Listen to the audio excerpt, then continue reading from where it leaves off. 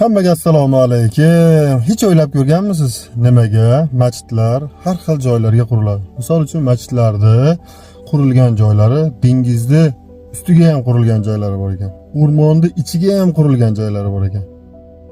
Endi yaqinroq kelib yaxshilab joylashib oling. Masjidlar nimaga quriladi-yu, qayerlarga qurilishi haqida bir rivoyat aytib beraman. Bu rivoyatni menga amakimiz To'lqinboy hoji Soliyev aytib bergan. Bu rivoyatda keltirilishicha, bir juda katta islom ulamolarini kengashi bo'ldi Misr diyorlarida. Shu kengashda barcha islom olamini ko'zga ko'ringan ulamolari yig'ilishi fatvolar masalasini hal qiladigan kengash ekan bu.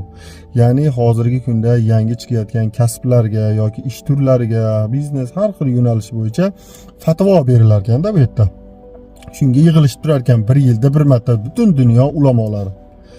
Shu ulamolar yig'ilishib majlis o'tkazayotgan joyda bir katta odam so'zga chiqibdi. Islom haqida, biznes haqida, fiqh ilmi haqida rosa o'zini ma'ruzasini qilibdi. Shunda bir olim odam undan turib, "Mumkinmi savol bersam?" debdi. "Mayli, bering" debdi. Degan ekan, "Bir savolim bor edi. Iltimos, shayx shu masalaga yechim topishga yordam bersangiz" debdi. "Nima masala?" Payg'ambarimiz Muhammad sallallohu alayhi vasallam bu dunyodan o'tganlarida cho'miltirib, yuvib, kafanlashgan sahobalar, shunaqa qilgan. Shu cho'miltirib, kafanlashganda shu yuvilgan suv nima bo'lgan degan savolni beribdi. Men ham hech eshitmagan ekanman, shu amakimiz menga aytib bergan buni. Qaysi suv desa, payg'ambarimizni yuvintirgan suv nima bo'lgan debdi. Haligi odam o'ylanib qolibdi, endi nima qilishini bilmasdan. Katta anjuman, hamma olimlar yig'ilgan. O'ylanib turib, "Mumkinmi bu savolingizga ertaga javob bersam, ma'ruzamni davomida" debdi. "Ha, albatta bo'ladi" debdi. Kun o'tibdi, ma'ruza tugabdi, yig'ilish tugabdi, hamma ulamolar o'zini dam olishga ketibdi. Ertasi kuni yana yig'ilish davom etishi kerak ekan.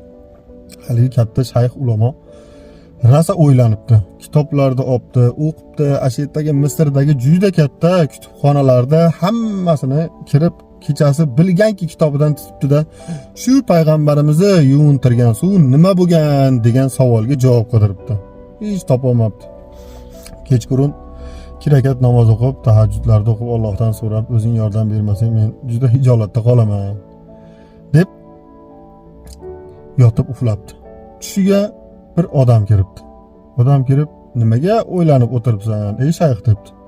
Desa, "Bugun men anjuman bo'ldi. Shu anjumanda bir odam shunaqa deb savol berdi. Payg'ambarimiz vafot etganlarida u yuvintirgan suvi nima bo'lgan degan savolni berdi. Barcha kitoblarni tutib chiqdim. Kechasi bilan hech javob topolmadim" desa, "Yur, seni bir yerga olib boraman" debdi. Tushida bir odam, oppoq kiyimli odam. Keyin olib boribdi. Borsa, uzoqda bir oppoq kiyimli odam teskari qarab turgan ekan. Keyin "Shu odamga savolingni ber" debdi. "Nima bo'lgan?" degan ekan, shu bilan javobni aytibdi. Shayx xursand bo'lgandan mana shunday qilib uyg'onib ketdi. Tursa soat 3 bo'libdi.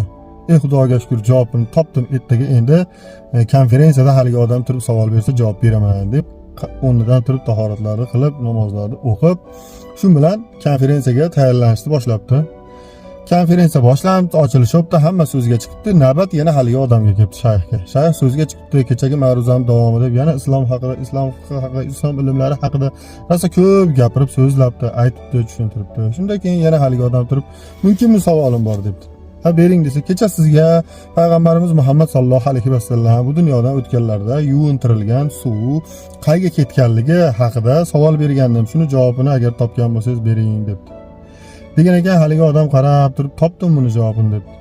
"Qayerdan topdingiz?" degan ekan, "Uni ayta olmayman, lekin javobini aytaman" debdi. "Ayting" debdi. Payg'ambarimiz Muhammad sallallohu alayhi vasallam vafot etganlarida uni yuvintirgan suv bug' bo'lib osmonga uchib ketgan debdi. Yerga tushmagan suv debdi. To qiyomatgacha yomg'ir bo'lib qayerga tomchilab tushsa, shu yerga dunyo tugaguncha masjidlar qurilaveradi debdi. Bu shuni anglatadiki, qayerga masjid qurilyapsa, demak, o'sha yerga bilingki, payg'ambarimiz Muhammad sallallohu alayhi vasallamni vafot etganlaridagi yuvintirgan suvi shu yerga tomgan bo'lar ekan, rivoyatga ko'ra. Endi haligi odam savol beribdi. "Siz qayerdan bildingiz buni?" debdi. degan ekan, endi og'zini juplab aytmoqchi bo'layotgan ekan, maylimi qayerdan bilganingizni men aytsam debdi. Ayting deb. Degan ekan, siz bugun tahajjud namozini o'qib yotdingiz. Shunda sizni tushingizga bir odam kirdi. Sizni bir oq yaxtali odamni oldiga yetalab bordi debdi. Degan ekan, hayron bo'lib qoptali shayx. Ha, shunaqa bo'ldi debdi. Degan ekan, siz borib so'ragan zot payg'ambarimiz Muhammad sallallohu alayhi vasallam bo'ladi. Sizni shu odamni oldiga olib borgan zot men bo'laman degan ekan. Bu olim, ulamo, shayxlarimizni hammasini hurmat qilishimiz kerak ekanki, bir-biriga bog'liqlik bir xislati bor ekanki, Allohim shu ilmlarda yuqtirgan ekan. Menga aytib bergan hoji akamiz ham Allohim o'zi umrlarini ziyoda qilsin, ilmlarini ziyoda qilsin. Shu voqea yoqqan bo'lsa, sizlarning biliminglarga ozgina bilim qo'shgan bo'lsa, shu To'lqinboy hoji Soliyevni duo qilib qo'yasizlar.